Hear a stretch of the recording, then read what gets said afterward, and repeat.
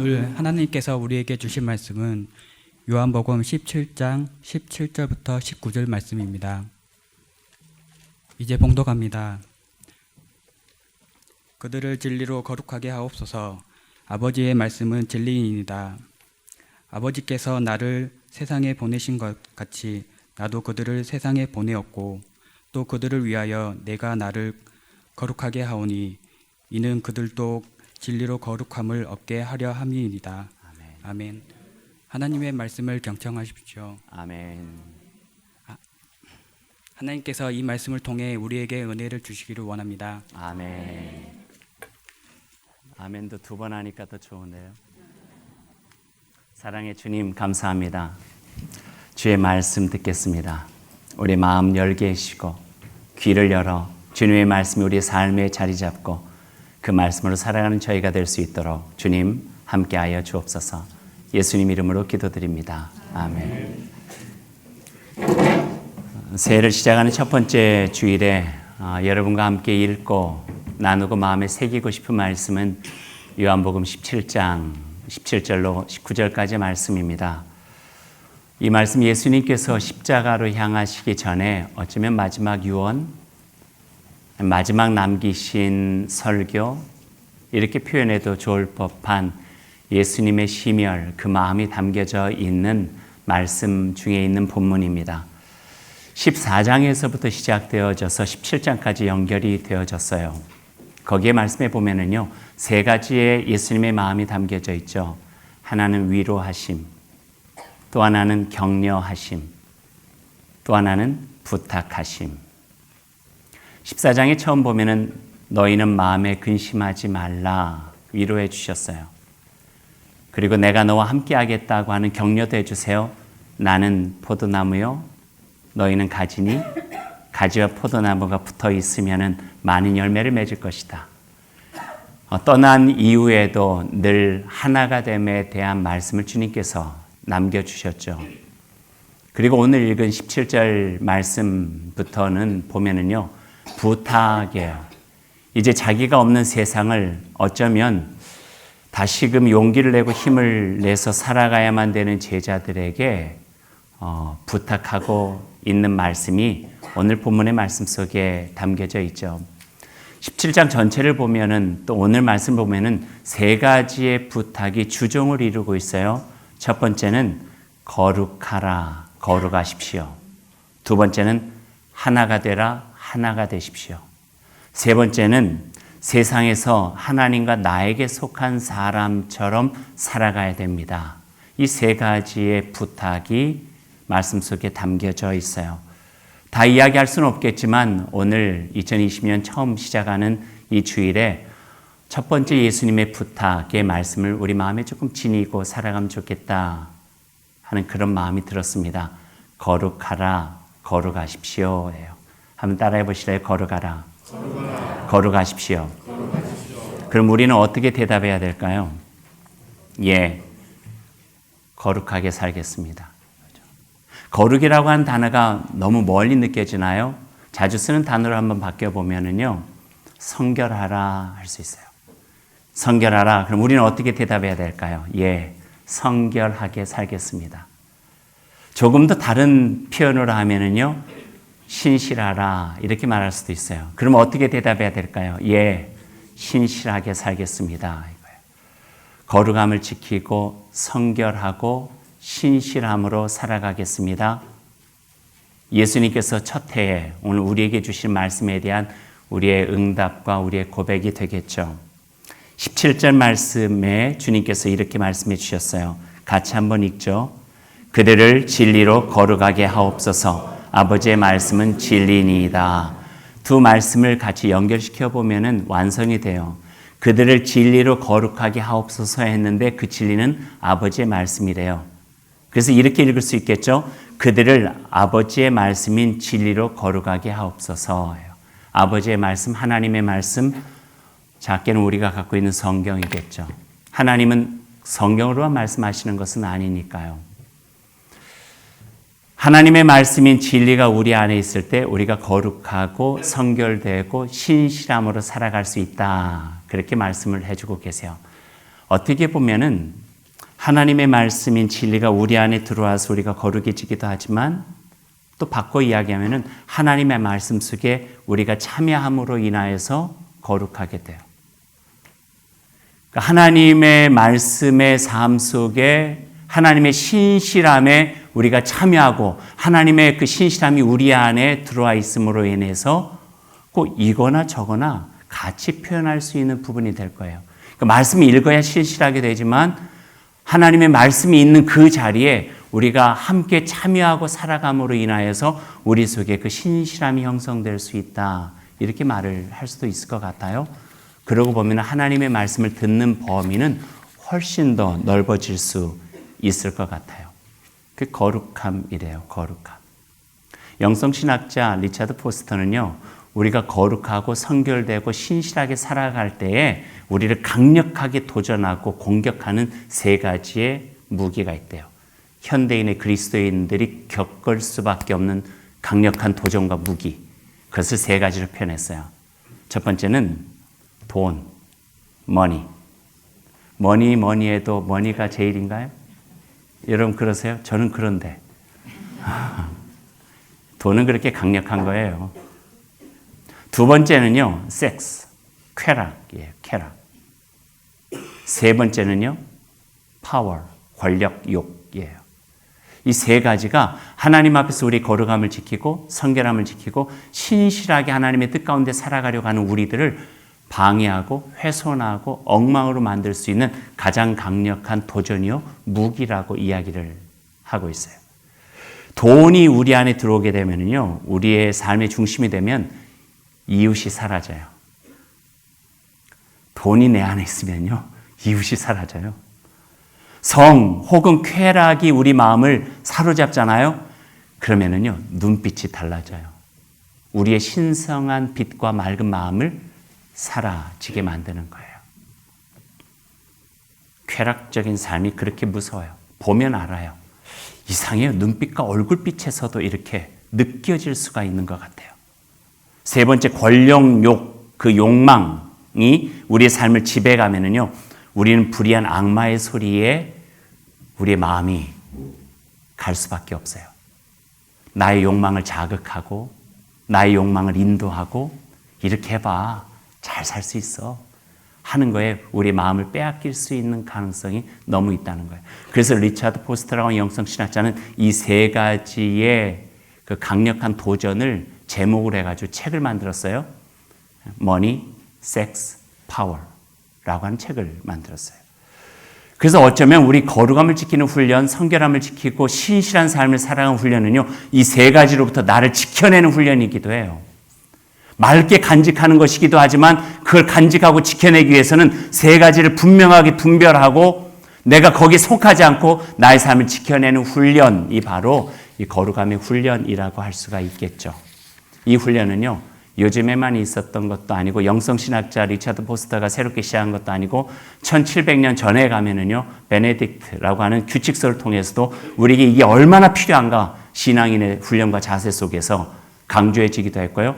예수님 성경 말씀에 보면은요, 구구절절히 그런 말씀이고 더 들어가면은요, 예언자들과 선지자들이 하나님의 말씀에 그 마음의 중심을 두고 살아가려고 애썼던 모습에서도 볼 수가 있고 하나님의 말씀이 신의 산에서 되어지고 그 전에 성경의 창세기부터 시작되어졌던 하나님의 피조 세계 속에서 그분의 백성으로 살고자 하는 그 훈련들이 얼마나 소중한가 하는 것을 우리에게 가르쳐주고 있어요.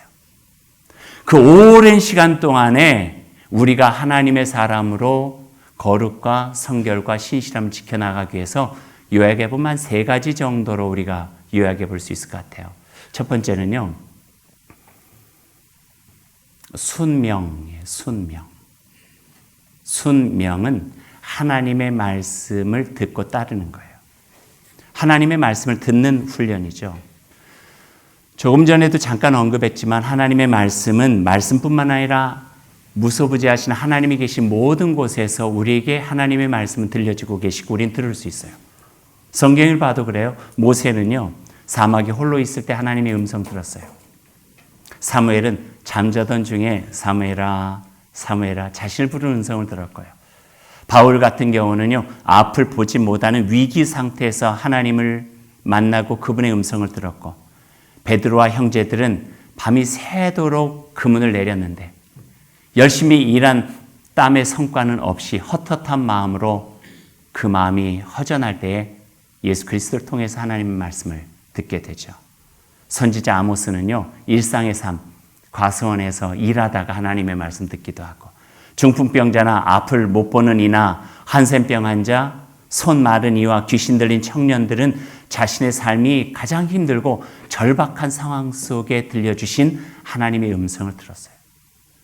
근데 그 음성은 너무나 강력해서 그의 삶을 변화시키고 새롭게 하시고 이전의 삶이 아닌 하나님의 말씀과 예수 그리스도를 통해서 배운 남다른 삶의 방식으로 살아갈 수 있는 강력한 변화를 일으킬 수 있었던 귀한 말씀이 되어졌다 하는 거죠.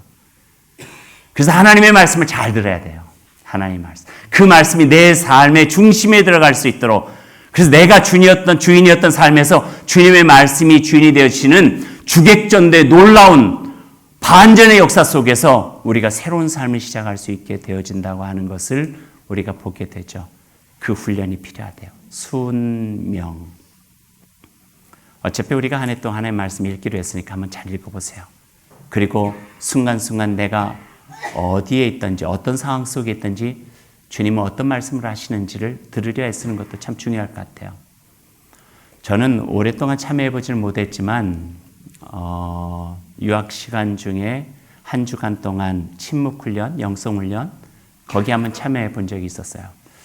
하루 종일 말을 못하게 하는 거예요. 침묵훈련이니까. 그리고 1시간만 말할 수 있는 시간을 줘요. 1시간 동안. 그리고 거기 이제 스피리추얼 멘토라고 하는 이하고 같이 1시간 동안 이야기하는데 그분이 제일 처음에 하루 동안 말을 금식한 저에게 첫 번째 꺼내는 단어가 뭐였냐면은 오늘 하나님께서는 당신에게 어떤 이야기를 하시던가요? 그거였어요. 성경에서 뭐가 있었습니까가 아니라 오늘 당신에게 하나님께서 어떤 음성, 어떤 말을 하시던가요? 그걸 물어봐요. 그럼 하루 동안 내 말을 그치고 내 마음과 내 삶에 들려주시는 하나님의 말씀을 들으려고 애썼던 것들을 같이 나누기도 하죠. 꼭 그건 침묵으로 이루어지는 건 아니고요. 우리 일상의 삶도 마찬가지인 것 같아요. 하나님 지금 나에게 어떤 음성을, 어떤 말씀을 지금 하고 계시는가? 이게 순명이에요. 하나님의 말씀을 들으려고 애쓰는 거죠. 두 번째는요, 정주예요. 정주. 정자를 보면 한문이 간머리변에다가 밑에 바를 정자가 변형된 형태로 있어요. 저기에 반대는요, 간머리 밑에 저는 왜 한문을 그렇게 썼는지는 잘 모르겠어요. 별로 마음에 안 들어요. 근데 계집 여자가 들어가면 안주할 안자가 되는 거예요. 어머니 품은 늘 따뜻하니까 따뜻한 데 있고 싶어하는 우리의 어떤 본능적인 마음을 그렇게 표현했던 것은 아닐까. 여성 차별적인 부분이 좀 있는 것 같기도 하고요. 아들 자자를 거기다 놓으면 어땠을까? 뭐 이런 생각을 해보기도 해요. 정주라고 하는 것은 바른데 머물러야 될 때 하나님께서 기뻐하시는 그 자리에, 하나님께서 원하시는 그 자리에 머무는 것이 정주예요. 요한복음 15장으로 보면은요, 포도나무 가지는 포도나무에 붙어 있어야 돼요. 맞죠? 그럴 때 거기서부터 오는 생명력으로 자기의 삶을 열매 있는 삶으로 살아갈 수 있게 되는 거죠. 시편 1편에도 나와 있어요. 복 있는 사람은 그렇게 이야기를 하고 악인의 꾀 따르지 말고 죄인들의 길 서지 말고 오만한 자의 자리에 앉지 마라. 분별력이에요. 말하자면 정주는 분별력이에요. 판단력이에요. 여기가 내가 있어야 될 자리인지 가서는 안 되는 자리인지 내가 할 말인지 하지 말아야 될 말인지 가야 될 길인지 아닌지 살 길과 갈 길을 잘 구별하는 것이 정주의 훈련이에요. 그러니까 순명으로 하나님의 말씀을 들었으니 내 안에 그 말씀에 대한 확신과 신뢰를 가지고 나의 자리를 정해 나가는 것 정주겠죠. 시편 1편은 그래서 정주가 잘된 삶에 대해서 이렇게 표현하고 있어요. 시냇가에 심겨진 나무와 같이 철에 따라 열매를 맺고. 반대의 삶은요, 정주하지 못한 삶은 아무리 화려하게 세상을 살아갔다 할지라도 바람에 나는 겨와 같도다. 어떤 인생을 2020년 원하세요? 바람에 나는 겨와 같은 인생일까요? 아니면 시냇가에 심겨진 나무와 같은 인생일까요? 선택은 여러분이 하세요. 그러나 주님은 권하세요. 그게 복 있는 삶이라고.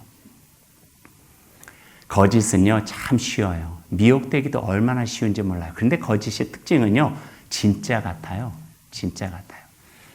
제가 초등학교 때 소풍을 갔어요. 소풍을 가면 꼭 따라오는 그 아저씨들이 계세요. 그 전문적인 용어로 야바이꾼 뭐 이렇게 이야기를 하죠. 제가 한번 잘못 넘어갔어요. 거기 갔는데 그날 소풍 가니까 용돈 줬잖아요. 그 용돈을 가지고 뭘 사 먹을까 하다가 이렇게 보니까 끈 2개를 가지고 짧은 끈하고 긴 끈 하나를 이렇게 꼬아놓더니 긴 끈을 잡으면은 뭐 선물을 준다네요. 눈으로 봤어요. 저도 좀 조심스러운 사람이어서 앞에 하는 사람들을 쫙 보고 아 이거다. 오늘 내가 한몫 잡을 수 있겠구나 생각을 하고 했는데 번번이 실패를 해서 신용불량자가 그때 가산을 탕진해 버리고 말았어요. 아픈 기억에 더 이상 제가 그 끈하고는 별로 이렇게 친하게 지내고 있지 않은데 나중에 알아보니까 눈속임이래요. 눈속임. 긴 끈 짧은 거 가지고 꼬는 것 같은데 2끈 다 짧은 끈이래요. 그걸 알았으면 안 했을 텐데. 후회가 막심하죠. 거짓은요, 쉬워 보여요. 굉장히 매력적이에요. 금방 내 것이 될 것 같은 생각이 드니 누가 실수하고 싶어서 실수합니까? 누가 후회할 일을 후회할 줄 알고 합니까? 그것을 분명하게 판단하고 자기의 자리를 정해 나가야 되는 것이 중요하다는 거예요. 이게 순명과 정주예요. 그리고 3번째는 정진이에요. 순명, 하나의 말씀 들었죠. 정주, 판단력 가지고 분별력을 가졌죠. 그 다음에 필요한 것은 진, 나아가는 거예요. 이게 실질적인 나의 삶으로 표현되어지고 참여되어지는 거예요. 마음만 있어서는요, 귀신도 몰라요. 그가 그렇게 살아갈 때 귀한 열매가 맺어지게 되는 거죠. 믿음의 주에 우리를 온전하게 하신 이인 예수 그리스도를 바라보자. 그리고 히브리서 읽어보면 바라보며 걸어가자 그래요. 걸어가자. 바라만 보는 것에서 끝나는 게 아니에요. 믿음은 믿음이 끝나는 게 아니라 믿음은 따름으로 연결되고 바라보면 걸어감으로 연결되어져서 정진할 때 그것이 우리의 거룩함과 성결함과 신실함을 지켜주고 우리가 그리 살아가며 하나님께 영광의 열매 드리고 인생이 보람되고 가치 있고 뿌듯하고 내가 그렇게 살아간 것이 정말 하나님께 감사할 수 있는 복된 인생의 여정을 나아갈 수가 있다. 이렇게 말씀을 해주고 계시네요. 이 말씀을 여러분과 함께 나누고 싶었습니다. 2020년도 첫 번째 주일에 그렇게 살아가는 멋진 인생, 복된 인생, 세상 사람들에게 야, 참 저렇게 살아가고 싶다. 쉽지는 않겠지만 그러나 그렇게 살아갈 때 나 인생도 참 복되고 의미 있겠다. 참 가치 있겠다. 라고 여겨지는 그 삶을 오늘 이 말씀을 들은 우리 모두가 마음에 간직하고 한 해를 같이 살아갈 수 있기를 원합니다. 서로를 격려해 주시고 서로를 위해서 기도해 주시고 함께함으로써 우리의 삶의 귀한 열매 하나님께서 주실 줄로 믿습니다.